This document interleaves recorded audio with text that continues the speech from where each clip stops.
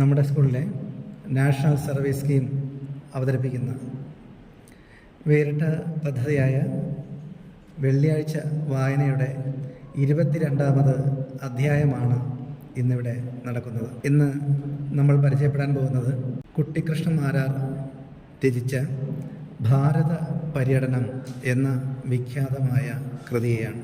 മഹാഭാരതം എന്ന ഇതിഹാസ ഗ്രന്ഥത്തെ അറിയാത്തവരായി നമ്മിൽ ആരും ഉണ്ടാവില്ല. എന്നാൽ ഈ സാഹിത്യകൃതിയെ മനഃശാസ്ത്രപരമായ ഒരു സമീപനത്തിലൂടെ അറിയാൻ ശ്രമിക്കുന്ന കൃതിയാണ് ഭാരത പര്യടനം.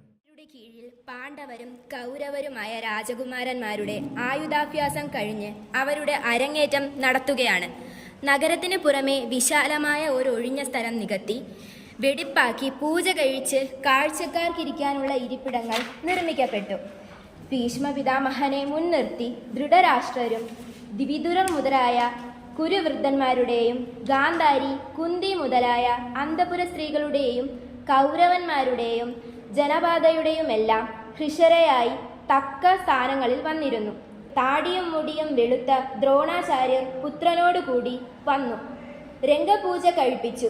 ബ്രാഹ്മണരുടെ പുണ്യാഘോഷങ്ങൾ മുഴങ്ങി. അത്ഭുതകരമായ അമ്പെയ്ത്തു തുടങ്ങി. അമ്പെയ്റ്റാലോ എന്ന് പേടിച്ച് ആളുകൾ തല താഴ്ത്തി, ചിലർ മിഴിച്ചു നിന്നു. ആ കുമാരരുടെ വൈദുദ്ധ്യവും മറ്റും കണ്ട് സദസ്സിൽ കൂടെ കൂടെ ഭലേ ഭലേ വിളികൾ മുഴങ്ങി.